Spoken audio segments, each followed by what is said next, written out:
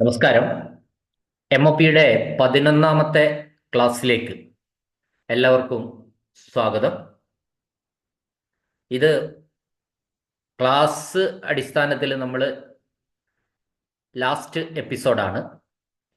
ഇനിയത്തെ എപ്പിസോഡുകളിൽ നമ്മൾ ചോദ്യങ്ങൾ, മുൻപ് വർഷ ക്വസ്റ്റ്യൻ പേപ്പറുകളാണ് ഡിസ്കസ് ചെയ്യുക. അപ്പം ഈ എപ്പിസോഡോടുകൂടി നമ്മുടെ ക്ലാസ് തീരും. ഇപ്പം നമ്മൾ കുറച്ചുകൂടി എക്സാമിനേഷൻ പോയിന്റ് ഓഫ് വ്യൂവിലേക്ക് മാറേണ്ട ഒരു കാലഘട്ടമായി ഇപ്പോൾ.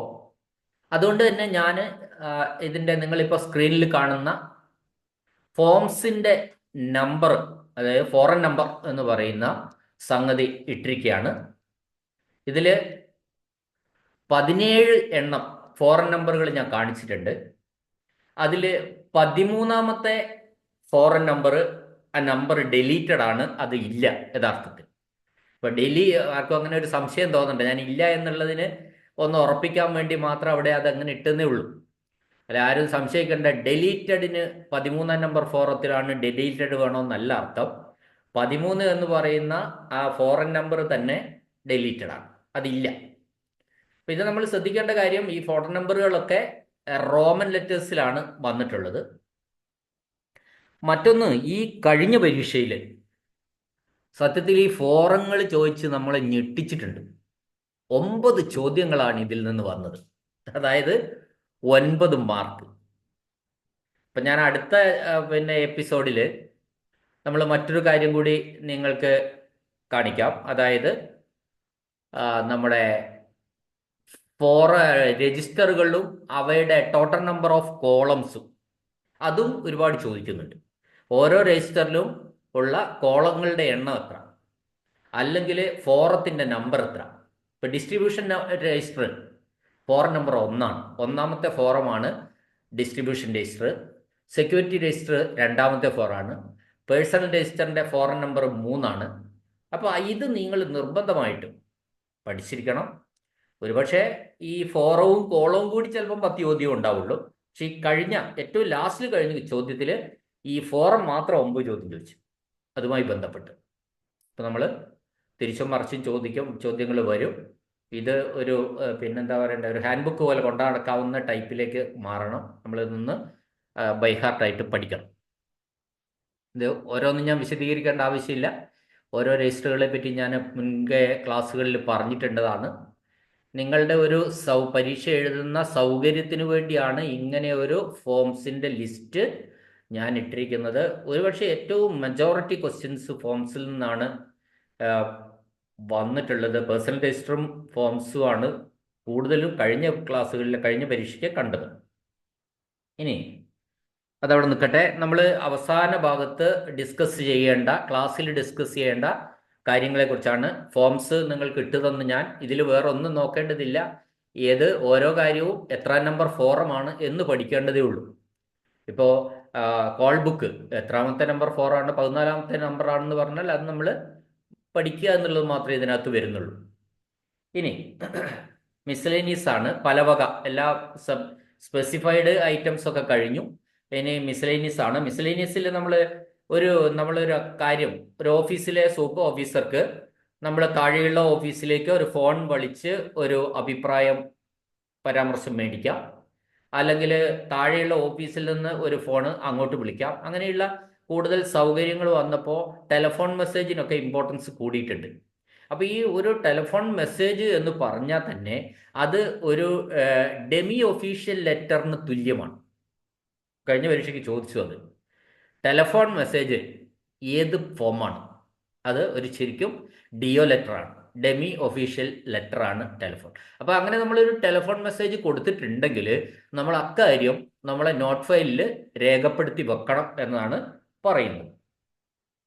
ഇനി സാധാരണ ഓഫീസിലുള്ള ജീവനക്കാരുടെ സമയം, OAമാർ, അതായത് ഓഫീസ് അസിസ്റ്റന്റുമാർ, പണ്ടുള്ള പ്യൂൺസ്, അവരുടെ സമയം എന്ന് പറയുന്നത് 9:30 മണി മുതൽ 5 മണി വരെയാണ്. ഒരു കാര്യം അതാണ്. ബാക്കിയുള്ള ക്ലർക്ക് പോലെയുള്ള വിഭാഗങ്ങളിലെ ഓഫീസർമാർ എല്ലാം വരേണ്ടത് 10 മുതൽ 5 മണി വരെയാണ്. ഉച്ചഭക്ഷണത്തിന് 1:15 മുതൽ 2 വരെയാണ് ഇന്റർവെൽ. ഉച്ചഭക്ഷണ ഇന്റർവെല് ടൈമും ചോദിക്കും, ആ പീരീഡ് എത്രയാണെന്ന് ചോദിക്കും. ശരിക്കും 45 മിനിറ്റ് അഥവാ 3/4 മണിക്കൂർ. 1:15 മുതൽ 2 മണി വരെയാണ് അതിനുള്ള സമയം. മുസ്ലിം ജീവനക്കാർക്ക് വെള്ളിയാഴ്ച 12:30 മുതൽ 2:30 വരെ അവർക്ക് ആ ഇടവേള എടുക്കാവുന്നതാണ്. പള്ളിയിൽ പോകാനൊക്കെ ആയിട്ട് ഇടവേള എടുക്കാവുന്നതാണ്. ഇനി മറ്റൊന്ന്, അപ്പോൾ ഇതിലൊക്കെ ഏത് വിധത്തിലൊക്കെ നമുക്ക് അറിയുന്ന കാര്യങ്ങളായതുകൊണ്ട് കൂടുതൽ നമ്മൾ അതിനൊന്നും പറയേണ്ട കാര്യമില്ല. പക്ഷേ ഈ അറിയുന്ന കാര്യം എന്ന് പറഞ്ഞാൽ നമ്മൾ ഈ ഉച്ചഭക്ഷണം കഴിക്കേണ്ട സമയം എത്രയാണെന്ന് ചോദിച്ചാൽ പിന്നെ MOPയിൽ പറഞ്ഞ കാര്യമായിരിക്കില്ല നമ്മൾ മനസ്സിലാക്കി വെച്ചാൽ. അത് 1 മണി മുതൽ 2 മണി വരെ ഞങ്ങൾ ഭക്ഷണം കഴിക്കും, ചോറ് കഴിക്കും എന്നൊക്കെ പറയാം. അല്ലെങ്കിൽ ഞങ്ങൾ 11 മണിക്ക് വരുന്നു എന്ന് പറയാം, ഓഫീസിൽ വരുന്നത്. അങ്ങനെയല്ല, MOPയിൽ എന്തു പറഞ്ഞിരിക്കുന്നു എന്നാണ് നമ്മളിവിടെ പറയുന്നത്. അപ്പോൾ ഒരു ഓഫീസ് ജീവനക്കാരനെ സംബന്ധിച്ചിടത്തോളം 3/4 മണിക്കൂറാണ് ഉച്ചഭക്ഷണ സമയം. അതായത് 1:15 മുതൽ 2 മണി വരെ. ഇനി ഓഫീസ് സമയത്ത് സ്റ്റാഫ് ആർക്കെങ്കിലും പുറത്തു പോകണമെങ്കിൽ അതിന് സെക്ഷൻ സൂപ്രണ്ടിന്റെ സമ്മതം ഉണ്ടായിരിക്കണം. മാത്രമല്ല, സ്റ്റാഫ് പുറത്തു പോകുമ്പോൾ ഒരു രജിസ്റ്ററിൽ രേഖപ്പെടുത്തണം. ആ രജിസ്റ്ററിന് മൂവ്മെന്റ് രജിസ്റ്റർ എന്ന് പറയും. ആ മൂവ്മെന്റ് രജിസ്റ്ററിൽ എന്തിനു പോകുന്നു, എവിടെ പോകുന്നു, എപ്പോൾ തിരിച്ചു വരാൻ സാധ്യത, ഇത്തരം കാര്യങ്ങളൊക്കെ രേഖപ്പെടുത്തണം. എപ്പോഴാണ് പോകുന്നത്, അയാളുടെ പേര്, അയാളുടെ ഡെസ്റ്റിനേഷൻ, എന്തിനാണ് പോകുന്നത്, എപ്പോൾ ഇവിടുന്ന് പോകുന്നു, എപ്പോൾ ഏകദേശം തിരിച്ചു വരാൻ എടുക്കുന്ന സമയം, ഇതൊക്കെ ഈ മൂവ്മെന്റ് രജിസ്റ്ററിൽ രേഖപ്പെടുത്തണം. ഓരോ ദിവസവും വൈകുന്നേരം മൂവ്മെന്റ് രജിസ്റ്ററിൽ അടിയിൽ സെക്ഷൻ സൂപ്രണ്ട് ചെറിയ ചുരുക്കൊപ്പിടേണ്ടതാണ്. എല്ലാ മാസത്തിൻ്റെയും 1-ാം തീയതി ഈ movement register head of office പരിശോധിച്ച് ഇനീഷ്യൽ ചെയ്യേണ്ടതാണ്. ചുരുക്കൊപ്പ് എന്ന് പറഞ്ഞാൽ ഇനീഷ്യൽ ചെയ്യാമെന്നും കൂടി പറയാറുണ്ട്.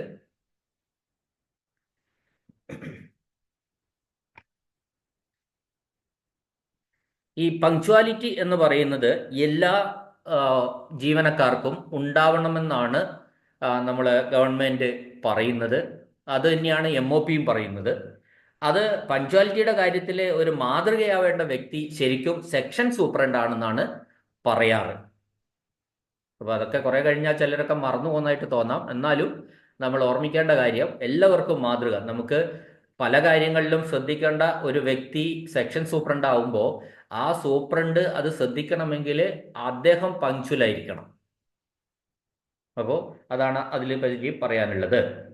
ഇനി 10 മണി മുതൽ 5 മണി വരെയുള്ള സമയത്ത് വരുന്ന ആൾക്കാരെ സംബന്ധിച്ചിടത്തോളം അവരുടെ സാധാരണ ഓഫീസർമാരുടെ, ക്ലർക്ക്, സൂപ്രണ്ട് പോലെയുള്ള എല്ലാ ഓഫീസർമാരുടെയും വർക്കിംഗ് ടൈം എന്ന് പറയുന്നത് 10 മണി മുതൽ 5 മണി വരെയാണ്.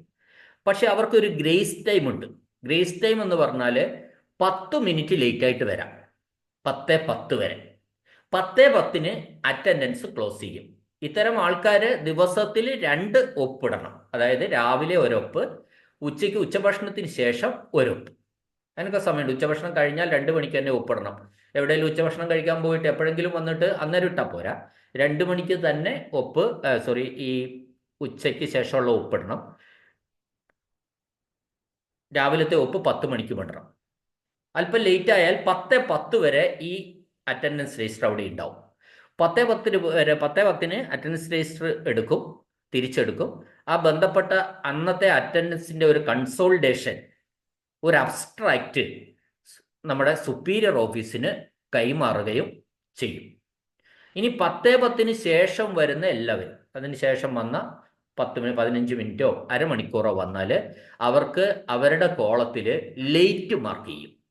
താമസിച്ചു വന്നു എന്നത് ലേറ്റ് മാർക്ക് ചെയ്യും. അങ്ങനെയുള്ള 3 ലേറ്റുകൾ വന്നാൽ ഒരു കാഷ്വൽ ലീവ് നഷ്ടപ്പെടും. 3 ലേറ്റ് മാർക്ക്. അപ്പോൾ ഒരു വർഷം, ഇത് കാഷ്വൽ ലീവ് പോകുന്നത് എപ്പോഴും കലണ്ടർ ഇയറിലാണല്ലോ. അല്ല, ഒരു കലണ്ടർ വർഷത്തിൽ 6 ലേറ്റ് മാർക്ക് വന്നാൽ അദ്ദേഹത്തിൻ്റെ അക്കൗണ്ടിൽ നിന്ന് അദ്ദേഹം എടുക്കാതെ 2 കാഷ്വൽ ലീവുകൾ പോകും, ഇല്ലാതെയാവും. അതുകൂടാതെ ഒരു ജീവനക്കാരൻ ഒരു വർഷത്തിൽ 2 ലേറ്റ് മാർക്ക് ആയി, അറ്റൻഡൻസ് രജിസ്റ്ററിൽ അദ്ദേഹത്തിന് 2 ലേറ്റ് മാർക്ക് വന്നു. 3 എണ്ണം വന്നാലാണ് ഒരു കാഷ്വൽ ലീവ് നഷ്ടപ്പെടുക. 2 എണ്ണം വന്നാൽ ഡിസംബർ ആകുന്നതോടുകൂടി അത് കഴിഞ്ഞു. പിന്നെ നമ്മൾ ആ 2 എണ്ണം മൈൻഡ് ചെയ്യേണ്ട, ഒഴിവാക്കാനാണ് MOP പറയുന്നത്. അപ്പൊ 2 ലേറ്റ് വരെ ആവാം. 3-ാമത്തെ ലേറ്റിനാണ് കാഷ്വൽ ലീവ് നഷ്ടപ്പെടുക.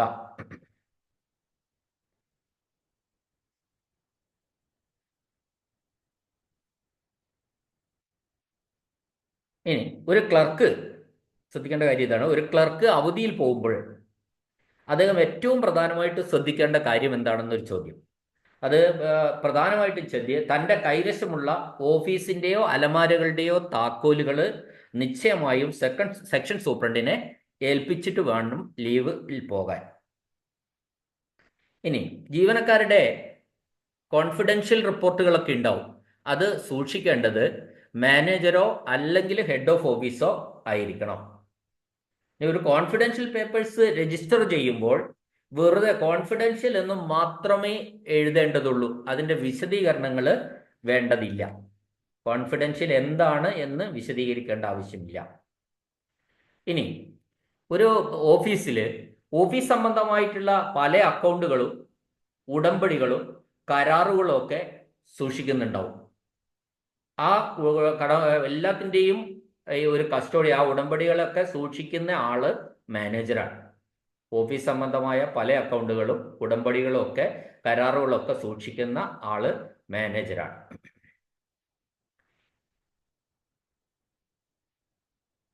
എങ്ങനെയാണ് ഇത്തരത്തിലുള്ള കരാറുകളും കോൺഫിഡൻഷ്യൽ പേപ്പേഴ്സും ഒരു ഓഫീസിൽ അതിൻ്റെ ഹെഡ് റെസ്പോൺസിബിൾ ആയിട്ടുള്ള ഓഫീസർ, ഒന്നുകിൽ മാനേജർ അല്ലെങ്കിൽ ഹെഡ് ഓഫ് ഓഫീസ് സൂക്ഷിക്കുന്നത്?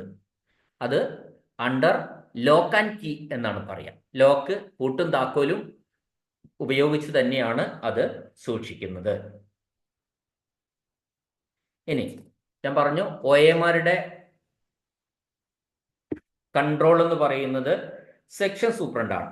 അപ്പോൾ സെക്ഷൻ ഹെഡുകൾ തമ്മിലും ഓഫീസർമാർ തമ്മിലുള്ള ജോലി വിനിമയം സംബന്ധിച്ച ഉത്തരവാദിത്വം അവർക്കാണ്. ഓരോന്ന് ഫയൽ അങ്ങോട്ട് കൊടുക്കുക, ഇങ്ങോട്ട് കൊടുക്കുക, അവിടെയുള്ള കാര്യങ്ങൾ നടത്തുക, ആ രീതിയിലുള്ള ഉത്തരവാദിത്വം അവർക്കാണ് ഉണ്ടാവുന്നത്.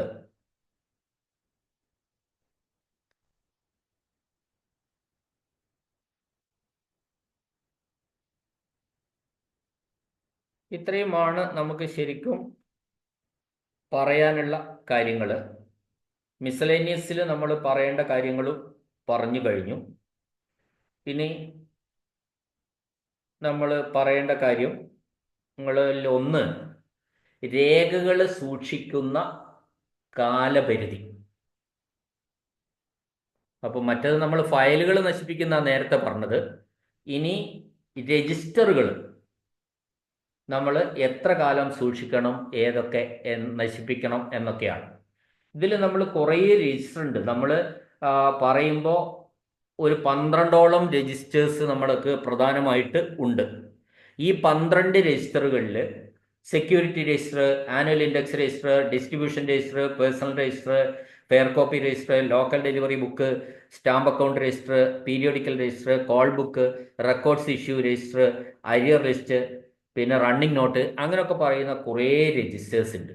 ഈ രജിസ്റ്റർ എത്ര കാലം സൂക്ഷിക്കണം എന്ന ഇതിൽ നിന്ന് മിക്കവാറും 1-2 ചോദ്യങ്ങളാണ് ഉണ്ടാവുക. അപ്പോൾ ഇത് പഠിക്കാൻ വളരെ എളുപ്പമാണ്, വലിയ പണിയൊന്നുമില്ല. ഇതിൽ നമ്മൾ ശ്രദ്ധിക്കേണ്ട ഒരു കാര്യം എന്താ വെച്ചാൽ, സെക്യൂരിറ്റി രജിസ്റ്റർ 10 വർഷവും ആനുവൽ ഇൻഡെക്സ് രജിസ്റ്റർ 20 വർഷവും സൂക്ഷിക്കണം.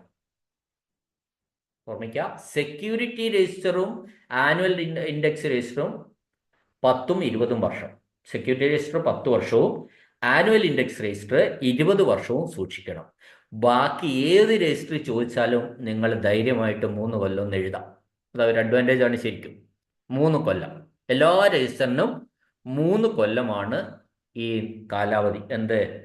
കാലപരിധി, രേഖകൾ സൂക്ഷിക്കേണ്ട കാലപരിധി എന്ന് നമുക്ക് പറയാം. നശിപ്പിക്കേണ്ട കാലപരിധി എന്നല്ല പറയേണ്ടത്, സൂക്ഷിക്കേണ്ട കാലപരിധി. എല്ലാ രജിസ്റ്ററുകളും 3 വർഷം സൂക്ഷിച്ചാൽ മതി, except security register and annual index register. അപ്പോൾ സെക്യൂരിറ്റി രജിസ്റ്റർ 10 വർഷവും ആനുവൽ ഇൻഡെക്സ് രജിസ്റ്റർ 20 വർഷവും സൂക്ഷിക്കണം. അപ്പോൾ അത് പഠിച്ചു കഴിഞ്ഞില്ലേ? അത്രയും സിമ്പിൾ ആണല്ലോ കാര്യങ്ങളൊക്കെ.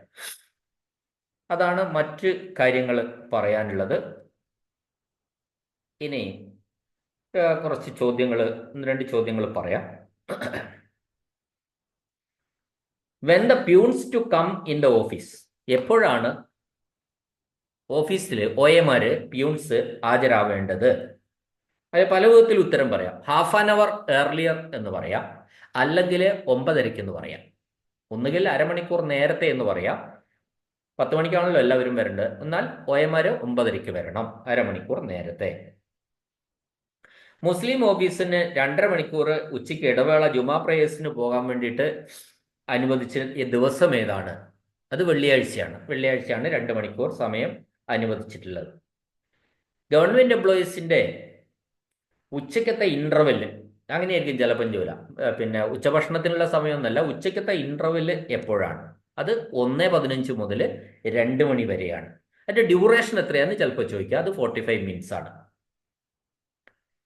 Each superintendent should maintain a register to record the staff going out at office hours.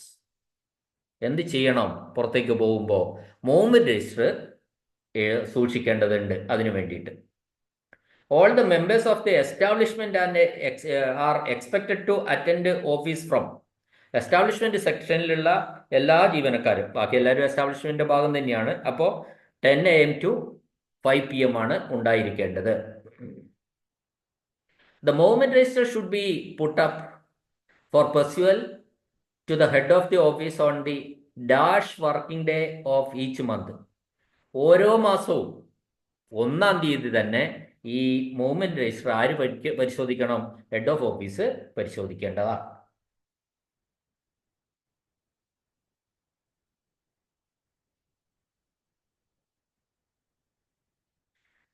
അടുത്ത ചോദ്യം, who should set an example to others by themselves attending office punctually. ഒരു ഓഫീസിൽ കൃത്യമായി ഹാജരായിട്ട് ഒരു മാതൃകയാവേണ്ട വ്യക്തി ആരാണ്? മറ്റുള്ളവർക്ക് മാതൃകയാവേണ്ടത് അതാരാണ്?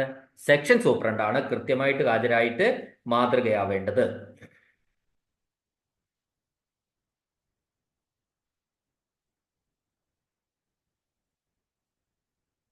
ഇത്രയുമാണ് ഈ മിസലേനിയസിൽ പറയാനുള്ളത്. ഇനി നമ്മൾ പിന്നെ ക്വസ്റ്റ്യൻസ് ഡിസ്കസ് ചെയ്യുമ്പോൾ കൂടുതൽ നമുക്ക് പറയാവുന്നതാണ്. ഓരോ ക്വസ്റ്റ്യനും ഡിസ്കസ് ചെയ്യുക, അതിൻ്റെ ആൻസർ മാത്രം പറയുക. അങ്ങനെ ആ രീതിയിൽ നമുക്ക് വളരെ പെട്ടെന്ന് ക്വസ്റ്റ്യൻസ് ഡിസ്കസ് ചെയ്ത് പോകാവുന്നതാണ്. ക്ലാസ് കേട്ട എല്ലാവർക്കും നന്ദി, നമസ്കാരം.